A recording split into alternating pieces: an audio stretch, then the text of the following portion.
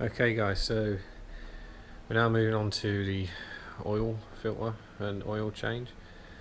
Last night I had a bit of trouble getting the car to start after doing the plugs and the crankcase valve.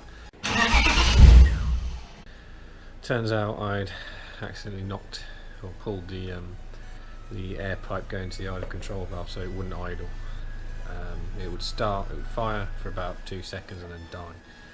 So got that hose reconnected after I figured out what was wrong, and the car ran fine. What I did notice though, on idle though, there's some slight popping from the exhaust. So I did a bit of looking online, and the plugs I got for this are NGK BK R6 EKs, and what came out were Bosch Super Pluses.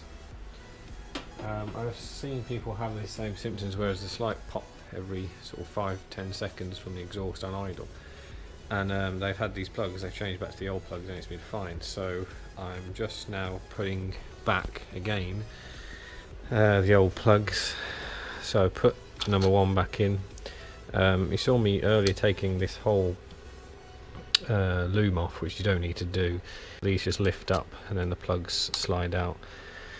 So I'm going to put the old plugs back in for about the second time now, and see if the idle, the popping on the idle goes away. If so, I'm going to get some new Bosch Super Pluses. For whatever reason, it doesn't like the NGK, so yeah, we'll see what happens. But for now, we're going on with the oil change. So it's just about done now. Still a few drips. I'm going to take the oil filter out and put a new one of those in. So yeah.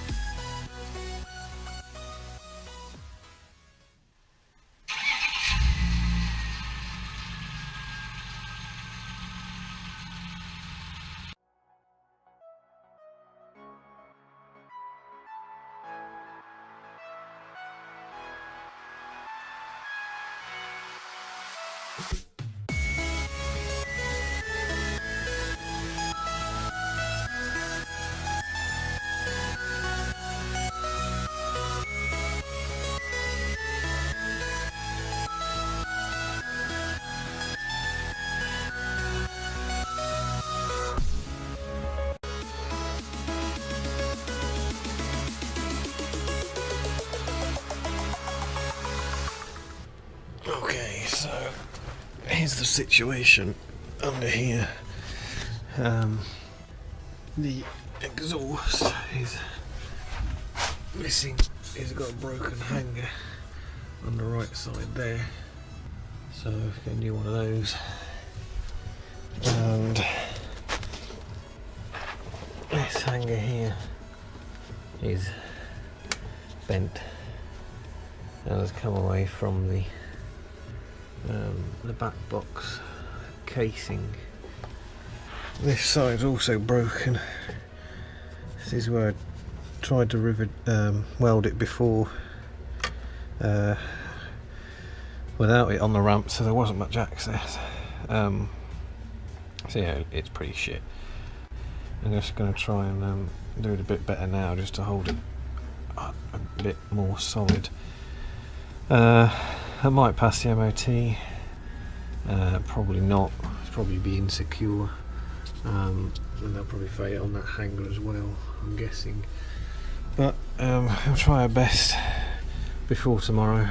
So I'll get the welder out and just try and reattach that side and firm that side up a bit as well. So a bit of welding time. So this is my welder. It's a Clark MiG 145 turbo. 4 power settings. I think it's 30 up to 140, 145.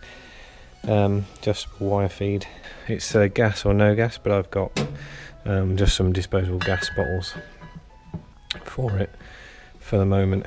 I really want to get a trolley for this, because these earth leads aren't particularly long enough.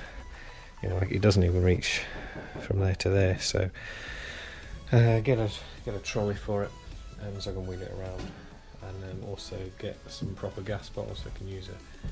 Can regulate the gas flow a bit better.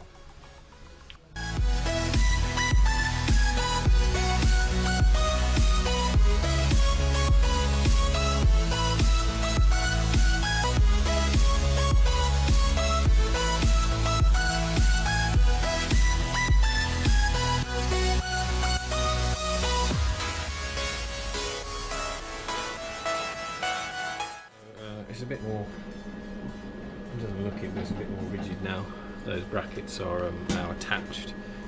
It's not really good welding. I'm not going to show you because it's frankly horrific, but it does the job for now.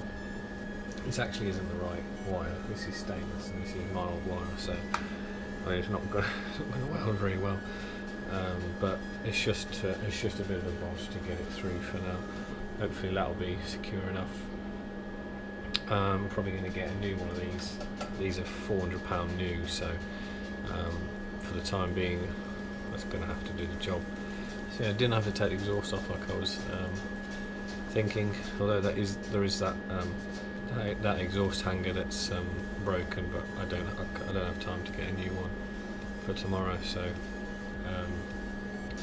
yeah, that's the exhaust finish for now.